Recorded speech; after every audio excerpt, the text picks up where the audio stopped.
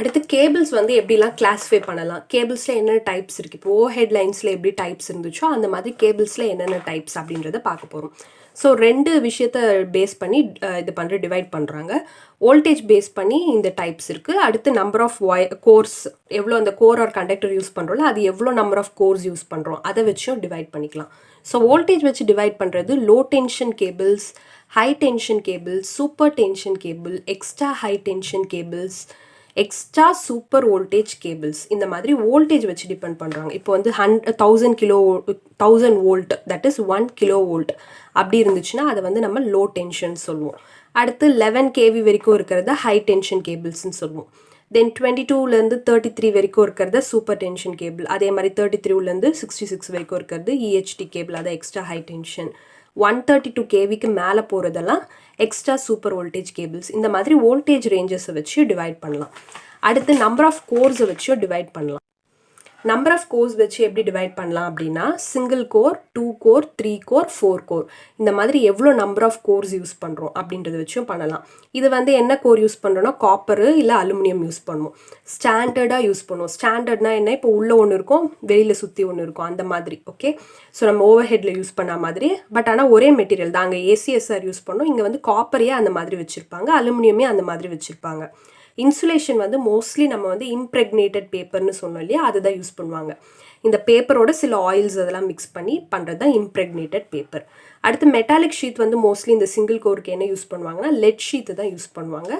அதே மாதிரி சர்விங்ன்றது ஓவராலாக பண்ணிடுவாங்க. ஸோ ஜூட்டு தான் யூஸ் பண்ணுவாங்க. இந்த ஆர்மோரிங், பெட்டிங் அதெல்லாம் எதுவுமே இங்கே பண்ண மாட்டாங்க சிங்கிள் கோராக இருந்துச்சுன்னா.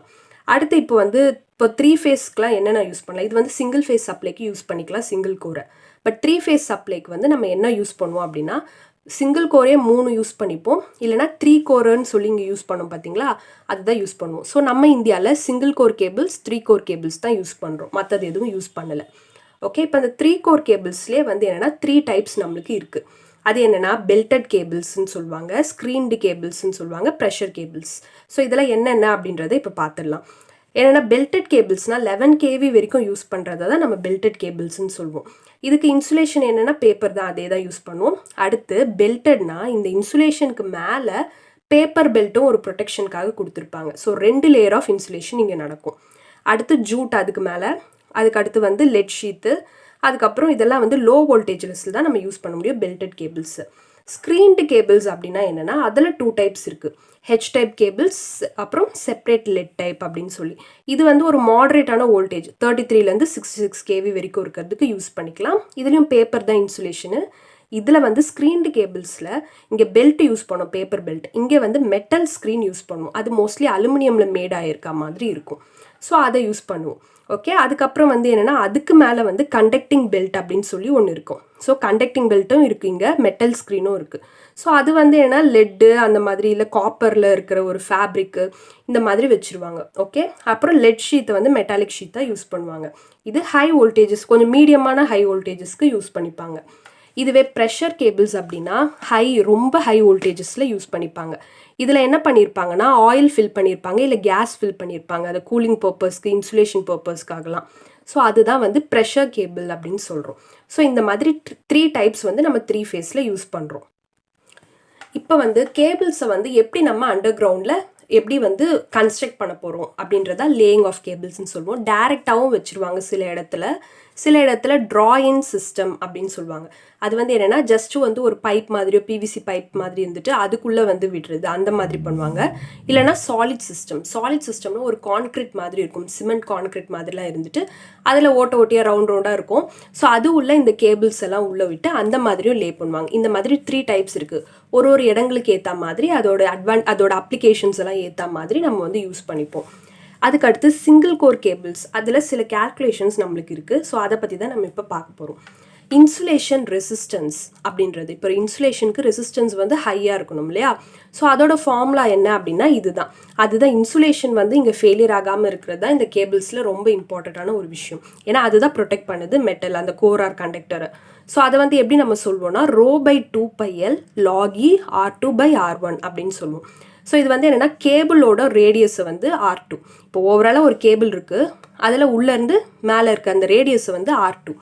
இதுவே கோர் மட்டும் யூஸ் பண்ணியிருக்கோம்ல, அதோட ரேடியஸ் R1. ஸோ இந்த மாதிரி இந்த ஃபார்முலாவை இது பண்ணுவோம். இது வந்து அடிக்கடி ஏதாவது எல்லா காம்படிட்டிவ் எக்ஸாம்ஸ்லையும் கேட்குற ஒரு இம்பார்ட்டண்ட்டான ஒரு கொஷின். என்னன்னா இப்போ வந்து இது எல்லாமே எதுவுமே இந்த ரேடியஸ் எதுவுமே சொல்ல மாட்டாங்க. ஜஸ்ட் இந்த லென்த்து வந்து என்னென்னா ஒரு 50 கிலோமீட்டர்ஸ் இருக்கும்போது ரெசிஸ்டன்ஸ் வந்து என்னென்னா வந்து 100 ஓம்ஸ்ன்னு இருக்குது. இப்போ இந்த லென்த்து வந்து 100 கிலோமீட்டராக இருந்துச்சுன்னா ரெசிஸ்டன்ஸ் எப்படி இருக்கும் அப்படின்னு கேட்பாங்க. ஸோ இது வந்து inversely proportional to each other இல்லையா? ஸோ அதை வச்சு நம்ம வந்து அந்த இன்னொரு ரெசிஸ்டன்ஸை கண்டுபிடிச்சணும். இப்போ R1/R2 ஈக்குவல் டு L2/L1, ஏன்னா இன்வெர்ஸ்லி ப்ரொபோஷனல் அந்த மாதிரி போட்டு அந்த ஃபார்முலாவில் போட்டு நம்ம வந்து லென்த்து கேட்டாலும் கண்டுபிடிச்சிடலாம், இல்லை ரெசிஸ்டன்ஸ் கேட்டாலும் கண்டுபிடிச்சிடலாம். இது ரொம்ப ரொம்ப அடிக்கடி கேட்குற ஒரு விஷயம். அடுத்து கெப்பாசிட்டன்ஸ், அதோட ஃபார்முலா வந்து என்னென்னா εr/L divided by 41.4 log 10 d/d.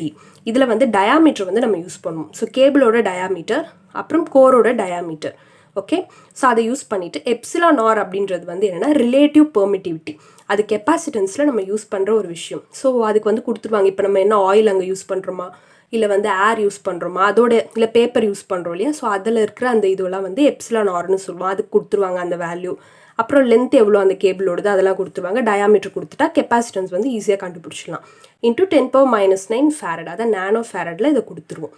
Okay, அடுத்து வந்து என்ன அப்படின்னு பார்த்தோம்னா டைஎலக்ட்ரிக் ஸ்ட்ரெஸ். இப்போ இன்சுலேஷன் அப்படின்னாலே டைஎலக்ட்ரிக் ஸ்ட்ரெஸ்லாம் வந்துடும். ஸோ இது வந்து எலக்ட்ரோஸ்டாட்டிக் ஸ்ட்ரெஸ்ஸஸ்ன்னு சொல்லுவோம். இதில் Gmax Gmin அப்படின்னு 2 விஷயம் நம்ம யூஸ் பண்ணுறோம். இது என்னென்னா மேக்ஸிமம் பொட்டென்ஷியல் கிரேடியன்ட், இது மினிமம் பொட்டென்ஷியல் கிரேடியன்ட்.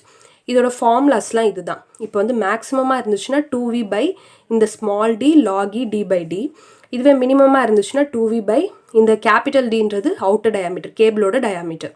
ஸோ இதை வச்சு நம்ம வந்து d/dன்றதும் கண்டுபிடிச்சிருவோம். ஸோ இது ரெண்டுத்தையும் டிவைட் பண்ணி வர ரேஷியோ வந்து நம்மளுக்கு இந்த outer diameter by inner diameter அப்படின்னு கிடைக்கணும். இதுதான் இந்த மாதிரி. இப்போ இதோட ரேஷியோ கண்டுபிடிங்க அப்படின்னு சொன்னாங்கன்னா இந்த டயாமீட்டர் மட்டும் இருந்துச்சுன்னா நம்ம கண்டுபிடிச்சிடலாம். அவ்வளோதான். அடுத்து இந்த கேபிளை வந்து எப்படி டிசைன் பண்ணுவாங்க ஒரு கேபிளும் அப்படின்னா, ஒரு இன்சுலேஷனோட டைஎலக்ட்ரிக் ஸ்ட்ரென்த்து, டைஎலக்ட்ரிக் ஸ்ட்ரென்த்னா எவ்வளோ அதோட இன்சுலேஷன் ப்ராப்பர்ட்டிஸ் ஸ்ட்ரென்த் இருக்குது அப்படின்றது தான். ஸோ இந்த Gmax மேக்ஸிமமாக எவ்வளோ பொட்டென்ஷியல் கிரேடியன்ட் வரும் அப்படின்றத கண்டுபிடிச்சி, ஸோ அதுக்கேற்ற மாதிரி தான் நம்ம இந்த இன்சுலேஷனோட டைஎலக்ட்ரிக் ஸ்ட்ரென்த்தை வந்து டிசைன் பண்ணணும். ஸோ எப்படி ஒரு டயாமீட்டர் இருந்தால் அது வந்து ஸ்ட்ராங்காக இருக்கும் அந்த இன்சுலேஷன் அப்படின்றதுக்கு இதுதான் ஃபார்முலா. ஸோ இந்த இது வச்சு நம்ம வந்து கண்டுபிடிச்சிருக்கோம். ஓகே, ஸோ இது வந்து D = D by 2.718.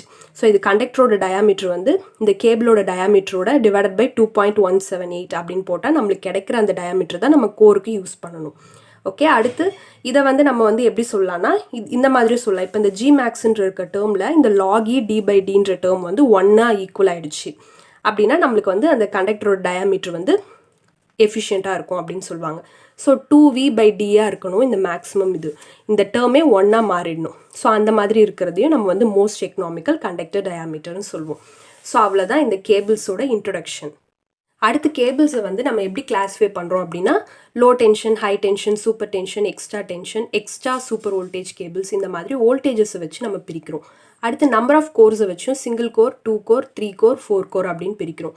நம்ம வந்து சிங்கிள் கோர் இல்லை 3 கோர் தான் யூஸ் பண்ணுறோம். சிங்கிள் கோராக இருந்தால் நம்ம காப்பர் இல்லை அலுமினியம் யூஸ் பண்ணுவோம், ஸ்டாண்டர்ட் மெட்டீரியலாக யூஸ் பண்ணுவோம்.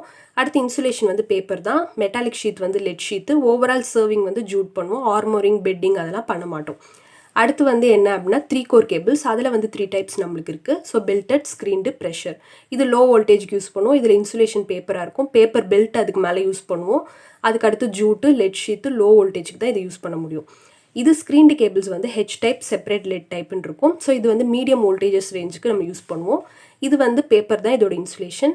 அடுத்து இதுக்கு மேலே மெட்டாலிக் ஸ்க்ரீனு, அது வந்து அலுமினியமில் மேடாக இருக்கும். அதுக்கு மேலே கண்டக்டிங் பெல்ட் வந்து நம்ம யூஸ் பண்ணுவோம்.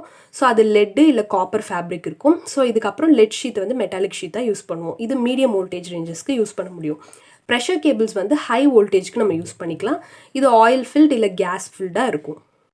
இந்த கேபிள்ஸை வந்து நம்ம எப்படி லே பண்ணுவோம் அப்படின்னா டேரெக்டாக போட்டுக்கலாம், இல்லை ட்ராயிங் சிஸ்டம்னு சொல்லுவோம், இல்லை சாலிட் சிஸ்டம்னு சொல்லுவோம். அடுத்து சிங்கிள் கோர் கேபிள்ஸில் என்னென்ன கேல்குலேஷன்ஸ் இருக்குன்னா insulation resistance = ρ/2πL log e R2/R1. R2ன்றது கேபிளோட ரேடியஸ், R1ன்றது கோரோட ரேடியஸ். ஸோ லென்த்தும் ரெசிஸ்டன்ஸும் இன்வெர்ஸ்லி ப்ரொபோஷனல். ஸோ இதை வச்சு நிறைய கொஷின்ஸ் கேட்பாங்க. கெப்பாசிட்டன்ஸ் அப்படின்றது εr/L by 41.4 log 10 d/d into 10⁻⁹ farad. So டீன்றது வந்து கேபிளோட டயாமீட்டர், இந்த ஸ்மால் டீன்றது வந்து கோரோட டயாமீட்டர். அடுத்து டைஎலக்ட்ரிக் ஸ்ட்ரெஸ் அது வந்து என்ன ஜிமேக்ஸ் ஜிமினிமம் அப்படின்னு ரெண்டு வந்து நம்ம சொல்லுவோம். ஸோ இதுதான் மேக்ஸிமம் ஸ்ட்ரெஸ், அது 2V/d log E இந்த கேபிட்டல் D/d. அதே இதில் வந்து என்னென்னா இந்த ஸ்மால் டிக்கு பதில் கேபிட்டல் டி வரும் மினிமமாக இருந்துச்சுன்னா. இது வோல்ட் பர் மீட்டர் தான் இதோட யூனிட்டு. ஸோ இதோட ரெண்டோட ரேஷியோ வந்து கேபிட்டல் D/ஸ்மால் டி அப்படின்னு சொல்லி வரும். அடுத்து கேபிள் டிசைன் வந்து ஜிமேக்ஸை விட அதோட டைஎலக்ட்ரிக் ஸ்ட்ரென்த் அதிகமாக இருக்க மாதிரி தான் டிசைன் பண்ணணும். மோஸ்ட் எக்கனாமிக்கல் கண்டக்டர் இல்லை கோரோட டயாமீட்டர் என்னென்னா இந்த small d is equal to capital D/2.178. That means இந்த லாகி D/d அப்படின்ற வேல்யூ வந்து 1க்கு ஈக்குவலாக இருக்கும். அந்த டைமில் ஜிமேக்ஸ் ஈக்குவல் டு 2V/dன்னு இருக்க மாதிரி நம்ம டிசைன் பண்ணோம்னா இந்த கண்டக்டரோட டயாமீட்டர் வந்து எஃபிஷியண்ட்டாக இருக்கும். ஸோ இந்த வீடியோ உங்களுக்கு ரொம்ப யூஸ்ஃபுல்லாக இருந்துச்சு அப்படின்னு நீங்கள் நம்பினீங்கன்னா மறக்காமல் இந்த சேனலை சப்ஸ்கிரைப் பண்ணுங்கள். நன்றி.